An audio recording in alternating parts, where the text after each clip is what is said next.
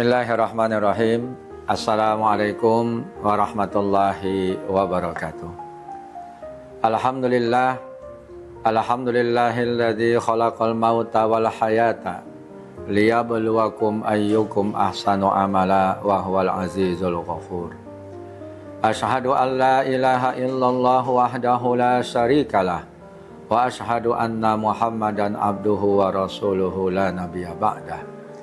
Allahumma fassalli wa sallim ala sayyidina Muhammad wa ala alihi wa ashabihi ajmain, amma ba'd. Para pemirsa yang dimuliakan oleh Allah Subhanahu wa taala, kematian adalah perkara yang hak bagi setiap makhluk. Sebagaimana yang Allah jelaskan di dalam firman-Nya yang mulia, kullu nafsin za'iqatul maut. Setiap yang bernyawa pasti akan mengalami kematian. Kita tidak tahu kapan kematian itu tiba. Wa ma tadri nafsum ma taksibu ghada wa ma tadri nafsum bi ayyi ardin tamut. Tidak seorang pun yang mengetahui apa yang terjadi besok, dan tidak seorang pun yang mengetahui di bumi mana dia akan meninggal dunia. Oleh karena itu, kematian tidak perlu ditakuti. Banyak orang yang kalau berbicara tentang masalah mati, dia takut.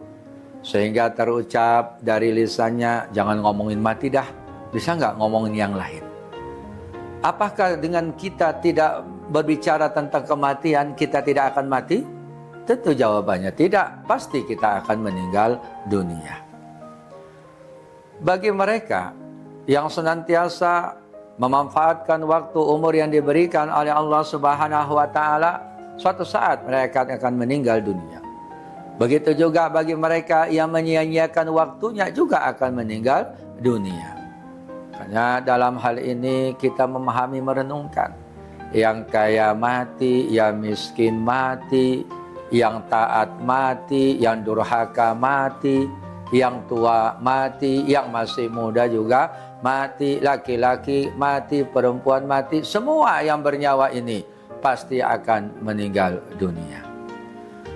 Oleh karena itu, yang kita perlu lakukan adalah mempersiapkan diri akan datangnya kematian. Kita tidak bisa lari dari kematian. Dimanapun kita berada, aynama takunu yudrikumul maut walau kuntum fi burujim musyayyadah. Dimanapun kamu berada, kata Allah, walaupun kamu berada dalam benteng yang kokoh, yang terbuat dari besi, dari baja, pasti maut itu akan tetap menjumpai kamu. Para pemirsa yang dimuliakan oleh Allah Subhanahu wa taala, ada nasihat yang sangat luar biasa yang diberikan oleh Rasulullah Muhammad sallallahu alaihi wasallam kepada sahabat yang bernama Abu Dzar Al-Ghifari. Dan ini bisa kita jumpai di dalam kitab Nasai'ul Ibad. Apa nasihat Rasulullah Muhammad sallallahu alaihi wasallam? Yang pertama, wahai Abu Dzar, perbaikilah kapalmu karena lautan sangat dalam. Rasulullah mengingatkan kepada Abu Dzar dan tentu juga kepada kita umatnya. Wahai Abu Dzar, perbaikilah kapalmu karena lautan sangat dalam. Nelayan yang akan pergi menangkap ikan, sebelum dia melaut, diceknya dululah. Diperiksanya dulu kapalnya. Apakah ada yang retak? Apakah ada yang bocor? Apakah ada sesuatu yang membahayakan kalau dia nanti sudah melaut, mencari ikan. Karena kalau dia pergi melaut, ada yang retak, ada yang bocor dari kapalnya, dari perahunya, masuk air ke dalam. Akhirnya menyebabkan kapal itu tenggelam sampai kepada dasar laut yang paling dalam. Maka sulit untuk menolongnya, mengangkatnya kembali. Banyak kita lihat tragedi-tragedi kapal yang tenggelam di laut. Baik itu kapal penumpang, kapal tanker, apapun bentuknya. Yang telah terkena musibah tersebut sulit untuk kembali menolong orang-orang yang ada di dalamnya. Maka inilah gambaran Rasulullah SAW mengingatkan, perbaiki kapalmu karena lautan sangat dalam. Yang dimaksud dengan perbaiki kapal ini ada 3 hal. Kita memahami bahwa pondasi dalam Islam itu yang pertama adalah akidah, yang kedua adalah syariah, yang ketiga adalah akhlak. Inilah yang diingatkan. Perbaiki akidah kita, jangan kita mensekutukan Allah, jangan kita mensyarikatkan Allah. Orang yang meninggal dalam keadaan mensekutukan Allah, maka tiada ampunan dari Allah Subhanahu wa taala, dan kelak pada hari kiamat nanti dia akan termasuk penghuni neraka khalidina fiha, yang kekal selama-lamanya. Kalau sudah menjadi penghuni neraka dan kekal, siapa yang bisa menolongnya? Kemudian yang kedua, perbaiki ibadah kita, syariah kita. Kalau kita salat dimulai dari toharonya, baguskan, perbaiki. Kemudian dilanjutkan dengan berwudu kita. Rasulullah SAW mengingatkan, sempurnakan wudu, sempurnakan wudu, sempurnakan wudu. Supaya ketika kita melaksanakan salat kita diterima oleh Allah Subhanahu wa taala. Begitu juga dengan pelaksanaan salat itu sendiri. Kita mulai daripada takbiratul ihram, dimulai dengan nawaitu kita, gerakan ruku, gerakan sujud, tomakninah, dan segala hal yang ada di dalam pelaksanaan salat, hendaklah kita berupaya untuk membaguskannya. Dan yang ketiga, kita baguskanlah hubungan dengan sesama manusia, akhlak kita kepada orang lain. Mereka yang hanya membangun hablum minallah saja, diabaikannya hablum minan nasnya. Bagus dia hubungannya dengan Allah, dia salat tahajud, rajin dia ibadahnya, zikirnya, tapi ketika berhubungan dengan sesama manusia, dia menyakiti hati orang lain, dia menyakiti hati tetangganya, dia menyakiti hati orang tuanya, dia berbuat zalim kepada orang-orang yang ada di sekitarnya, maka apa yang telah dilakukannya hablum minallah tadi itu akan menjadi sia-sia, karena Allah Subhanahu wa taala akan memperhatikan 2 hubungan tersebut, yaitu hablum minallah dan hablum minan nas. Para pemirsa yang dimuliakan oleh Allah Subhanahu wa taala. Kemudian yang kedua, Rasulullah sallallahu alaihi wasallam memberikan nasihat kepada Abu Dzar Al-Ghifari. Wahai Abu Dzar, perbanyaklah bekalmu, karena perjalananmu sangat jauh sekali. Kita ini para pemirsa adalah perantau. Kita akan kembali ke kampung halaman yang kekal abadi. Itulah yang namanya Darul Akhirah. Setiap perantau akan kembali. Oleh karena itu, Rasulullah SAW menganjurkan kepada kita perbanyak bekal. Dan sebaik-baik bekal, kata Allah di dalam Al-Quran, adalah taqwa.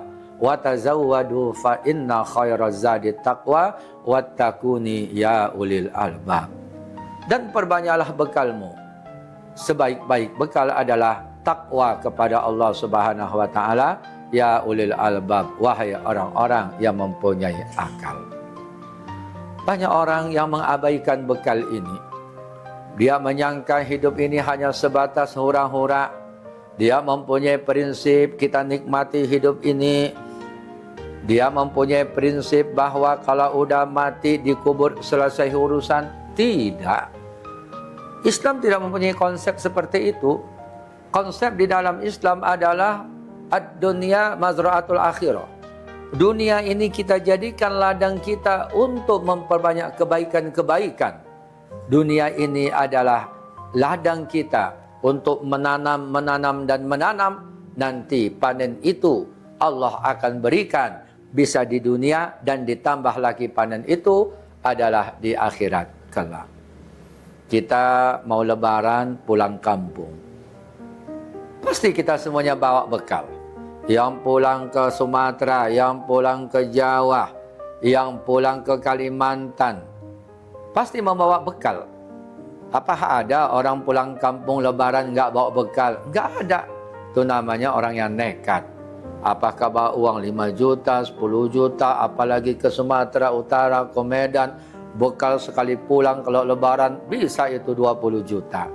Untuk pulang kampung di dunia, kita bawa bekal. Padahal di kampung cuman seminggu, 2 minggu. Ini kita mau pulang dan tidak akan kembali lagi ke dunia. Kita tidak akan kembali lagi ke dunia, kita akan seterusnya. Maka kita perlu bekal yang sangat banyak. Untuk itu para pemirsa yang dimuliakan oleh Allah Subhanahu wa taala, selagi kita diberikan sehat oleh Allah, gunakan kesehatan itu untuk berbuat kebaikan. Selagi kita diberikan ilmu oleh Allah, manfaatkan ilmu itu untuk berbuat kebaikan. Selagi kita diberikan tenaga oleh Allah, gunakan tenaga kita ini untuk berbuat kebaikan. Apapun nikmat-nikmat anugerah yang Allah berikan kepada kita, jadikan itu semua ladang pahala. Khairun nas anfa'uhum linnas. Itulah kata Rasulullah, khairun nas. Sebaik-baik manusia itu adalah orang yang bermanfaat bagi manusia yang lainnya. Ini adalah yang kedua. Wahai Abu Dzar, perbanyaklah bekalmu karena perjalanan sangat jauh. Para pemirsa yang dirahmati oleh Allah Subhanahu wa taala. Kemudian nasihat yang ketiga, wahai Abu Dzar, kurangilah bebanmu karena jalanan sangat terjal. Kurangi bebanmu karena jalanan sangat terjal. Orang yang kalau punya hobi hiking dia, punya hobi mendaki gunung, ranselnya akan dikurangi bebannya. Supaya apa? Supaya mendakinya itu enteng, ringan dia. Nah, begitulah. Bahwa pada hari kiamat nanti ada tahapan-tahapan yang akan kita lalui. Setelah terjadilah hari kiamat, kita akan dibangkitkanlah dari kubur, kemudian dikumpulkanlah di padang mahsyar. Setelah itu kita akan dimizan, kemudian kita akan dihisab, kemudian ada sirat yang harus kita lalui. Akhirnya nanti keputusan diberikan oleh Allah Subhanahu wa taala di mana tempat kita, apakah di surga ataupun di neraka. Bagaimana cara mengurangi beban tadi? Yang dimaksud oleh Rasulullah kurangi beban itu adalah kurangin dosa. Kurangin dosa kita. Manakala nanti kita mau meninggal dunia, itu sudah diampuni oleh Allah Subhanahu wa taala dosa-dosa kita. Bagaimana cara mengurangi dosa? Memperbanyak istighfar kepada Allah. Bertaubat kepada Allah Subhanahu wa taala. Maka dalam tuntunan agama kita, kalau dosa itu berhubungan dengan Allah, istighfar, mohon ampun kepada Allah. Jika dosa itu berhubungan dengan sesama manusia, mohon ampun, minta ampun kepada Allah dan minta maaf kepada orang yang kita sakiti hatinya. Jika dosa itu berhubungan dengan harta benda milik orang lain, hak-hak orang lain, maka minta ampun kepada Allah, minta maaf kepada orang yang kita ambil hartanya, miliknya, dan kita kembalikan apa yang kita ambil. Supaya ini beban, jangan berat. Hanya kalau ketika ada orang yang mau meninggal dunia, ya ketika ada orang yang sudah meninggal dunia sebelum dikuburkan, ditanyalah, ya apabila mayat punya hutang piutang, diharapkan agar menjumpai ahli warisnya. Itu tiada lain adalah supaya beban ini jangan terasa berat. Hutang-hutang itu sudah terbayarkan. Dan kelak nanti dihisab, dihitung, tidak ada lagi sangkut pautnya dengan hubungan manusia, yaitu yang berhubungan dengan hutang piutang. Para pemirsa yang budiman yang dimuliakan oleh Allah Subhanahu wa taala. Kemudian yang keempat, yaitu adalah wahai Abu Dzar, baguskanlah niatmu karena pengawasnya sangat jeli. Yang dimaksud dengan pengawas di sini adalah Allah Subhanahu wa taala. Baguskan nawaitu kita, ikhlaskan kita. Karena setiap kebaikan perbuatan yang kita lakukan itu tidak akan lepas dari pantauan Allah Subhanahu wa taala. Yang baik tercatat dengan rapi, yang buruk juga tercatat dengan rapi. Wa may ya'mal mithqala dzarratin khairan yara. Fa may ya'mal mithqala dzarratin khairan yara. wa may ya'mal mithqala dzarratin syarran yarah. Nah, disinilah akan dilihat siapa yang mereka salatnya karena Allah, siapa yang mereka ini infak sedekahnya karena Allah, siapa di antara mereka yang mengemban amanah itu karena Allah, siapa di antara manusia itu yang melakukan perintah-perintah Allah itu adalah semata-mata karena ingin mendapatkan ridha dari Allah Subhanahu wa Ta'ala. Apakah kita mau amal-amal kita ini sia-sia begitu saja? Setelah diperiksa, diberikanlah kitab yang harus kita miliki dalam melaksanakan ibadah, baik itu ibadah yang bersifat mahdhah maupun ibadah yang bersifat ghairu mahdhah. Mudah-mudahan kita semuanya menjadi orang-orang yang memiliki sikap roja, sikap khauf yang ada di dalam diri kita ini. Dengan roja, jadilah kita orang-orang yang selalu menggantungkan hidup kita kepada Allah Subhanahu wa Ta'ala. Kita tidak akan pernah meninggalkan Allah, kita tidak akan pernah berpaling dari Allah Subhanahu wa Ta'ala. Begitu juga dengan adanya roja di dalam diri kita ini, akan timbul optimis kita dalam menjalani kehidupan ini. Terjauhlah kita dari rasa berputus asa manakala diberikan ujian cobaan oleh Allah Subhanahu wa Ta'ala, karena kita punya Allah. Kemudian yang kedua, yaitu khauf yang kita tanamkan di dalam diri kita. Maka perasaan khauf inilah yang akan menumbuhkan di dalam hati kita bahwa tidak boleh kita ini merasa lebih hebat dari orang lain, merasa lebih soleh dari orang lain, merasa bahwa kita adalah orang yang layak dan pantas masuk dalam surga sementara lain tidak layak, tidak pantas. Jangan sampai ada perasaan demikian, karena fitnah itu luar biasa yang dikatakan oleh Rasulullah Muhammad SAW. Ada orang-orang yang paginya beriman, sorenya kafir, sorenya beriman, paginya kafir. Kemudian ada orang-orang yang menjual agamanya untuk kepentingan duniawi. Ini diingatkan oleh Rasulullah Muhammad SAW. Untuk itu tetaplah tawadu, tetaplah rasa rendah hati. Jangan ada merasa bahwa kita adalah orang yang sudah paripurna. Kita harus selalu merasakan bahwa kita adalah makhluk yang lemah, makhluk yang penuh dengan kekurangan-kekurangan. Maka dengan adanya roja dan khauf, kita berupaya untuk menjadi orang-orang yang senantiasa tunduk patuh kepada Allah Subhanahu wa Ta'ala. Para pemirsa yang dimuliakan oleh Allah, ini saja tausiah kita pada kesempatan yang penuh dengan kemuliaan ini. Semoga bermanfaat bagi kita semua. Terima kasih. Nasrun minallah wa fathun qarib wa basyiril mu'minin. Assalamualaikum warahmatullahi wabarakatuh.